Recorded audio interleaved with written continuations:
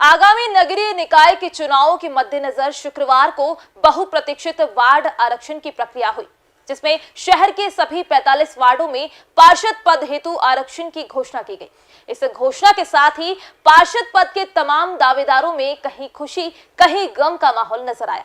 आइए एक नजर डालते हैं चुनावी आरक्षण प्रक्रिया पर कि आखिर किस प्रकार जातिगत और वर्ग के हिसाब से जमेगी चुनावी सियासत। कुल 45 वार्डों के लिए हुई आरक्षण प्रक्रिया में 23 महिलाओं और 22 पुरुष के लिए लॉट डाले गए और ये तय हो गया कि किस वार्ड का प्रतिनिधित्व किस जाति या वर्ग के खाते में रहेगा। अनुसूचित जाति की महिला के लिए वार्ड क्रमांक 2, 5, 14, 33 और 29 है। पुरुष के लिए 15, 18, 33, 43 आरक्षित किए गए हैं। पिछड़ा वर्ग महिलाओं के लिए वार्ड क्रमांक 6, 41, 21, 32, 24 और 19 है। वहीं पुरुषों के लिए 16, 23, 30, 39, 34 आरक्षित किए गए हैं। सामान्य वर्ग महिलाओं के लिए वार्ड क्रमांक 3, 11, 13, 27, 38, 44, 10, 17, 36, 45 और 22 आरक्षित किए गए हैं। सामान्य वर्ग पुरुष के लिए वार्ड क्रमांक 1, 7, 8, 9, 20, 25, 26, 28, 12, 31, 40 और 42 वार्ड आरक्षित किए गए हैं।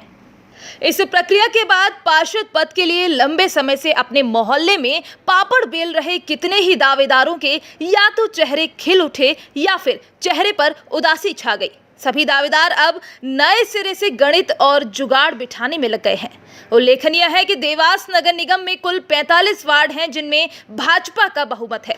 देवास भाजपा का गढ़ माना जाता है, जहां शहर में 3 दशकों से राज परिवार के मुखिया विधायक चुने जाते रहे हैं और वर्तमान विधायक श्रीमती गायत्री राजे पवार देवास भाजपा की सर्वमान्य नेता हैं। देखो, अभी हमारे संगठन में वार्डों के आरक्षण के ऊपर से बात होगी और चूँकि पहले कांग्रेस ने अपना एक पूरे के पूरे दूसरे मतलब वार्डों का पूरा आरक्षण का जो रखा था कि भाई वो बड़ी थी, सीमाएं बड़ी थी, तो उसमें निश्चित है कि आरक्षण चेंज होता।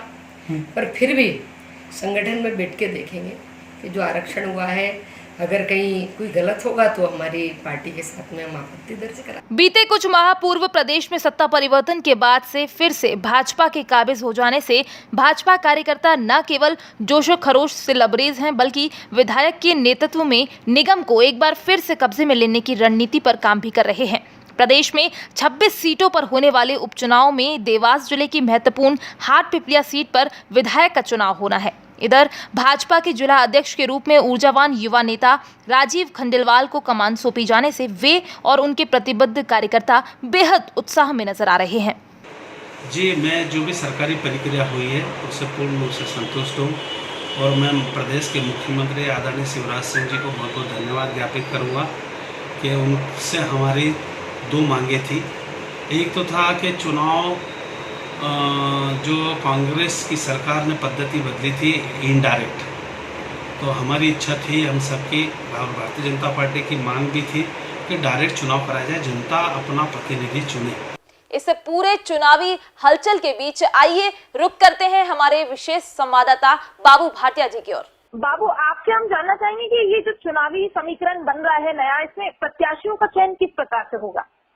मैडम, देवास के अंदर 45 वार्ड हैं। 45 वार्डों में से जिन वार्डों में आरक्षित किया गया है अभी, जो एसटी की सीट है उस पर एसटी का ही व्यक्ति लड़ेगा, एसटी की जो सीट है उस पर एसटी का ही सीट व्यक्ति लड़ेगा और जो महिलाओं के लिए आरक्षित की गई है उस पर महिलाएं ही चुनाव लड़ पाएंगी। बाकी जो अनारक्षित सीट है उस पर से कोई भी व्यक्ति चुनाव लड़ सकता है। और महापौर के जो चुनाव है, जो बीच में अभी कांग्रेस के शासन में हुआ था कि पार्षद महापौर का चयन करेंगे, बाकी अब ऐसा नहीं है, महापौर का चुनाव डायरेक्ट होगा।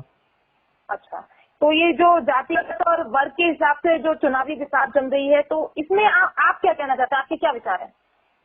मैडम, जातिगत और वर्ग के हिसाब से जो समीकरण बन रहे हैं, कई वार्ड जो ऐसे थे कि जो पहले सामान्य थे अब SC ST हो गए हैं, जो पहले पुरुष थे वो महिला हो गई है। तो इसमें जो कई नेता हैं जो अपने अपने वार्ड में मेहनत कर रहे थे, कई दिनों से लगे हुए थे वार्डों की लोगों के सेवा में, उनकी चाकरी में, उनको पटाने में। बाकी अब जो ये सीटों का जो आरक्षण होने की वजह से उन्हें दूसरे वार्ड की ओर अपना मेहनत वापिस डबल से करनी पड़ेगी। कईयों के फरमानों पे पानी फिर गया। पानी पे। अच्छा, ये हमें सुनने में आ रहा है कि जैसे ऊर्जावान नेता राजीव खंडेलवाल को कमान सौंप दी गई है, तो इसको लेकर उनमें और उनके कार्यकर्ताओं में कितना उत्साह है? जी मैडम, आपको मैं बताना चाहूंगा कि राजीव खंडेलवाल जी जो है पूर्व में नगर निगम से पार्षद रह चुके हैं। नगर निगम की कार्यप्रणाली से वो अच्छी तरह को समझते हैं और किस तरह से नगर निगम में वो पहले पूर्व में पार्षद का वो चुनाव जीते हैं। अपने लोगों को पार्षद चुनाव जिताने में वो इस वजह से अब अच्छे पद पर चले गए हैं, तो काफी मदद मिलेगी भाजपा के प्रत्याशियों को।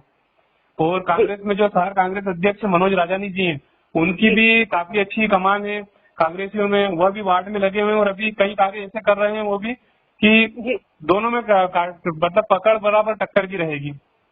तो इस बार मतलब ये जो चुनावी हलचल है बहुत ही रोचक होने वाला है। हाँ, रोचक होने वाला मुकाबला जो है, रोचक होने वाला टक्कर का मुकाबला है। टक्कर का मुकाबला। जी बाबूजी, बहुत बहुत शुक्रिया आपको ये जानकारी देने के लिए, धन्यवाद।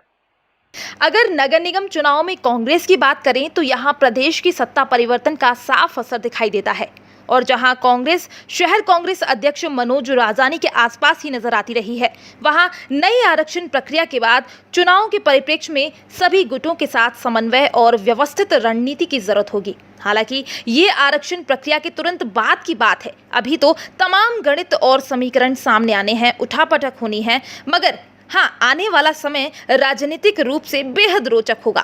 देवास से विशेष संवाददाता बाबू भाटिया की रिपोर्ट।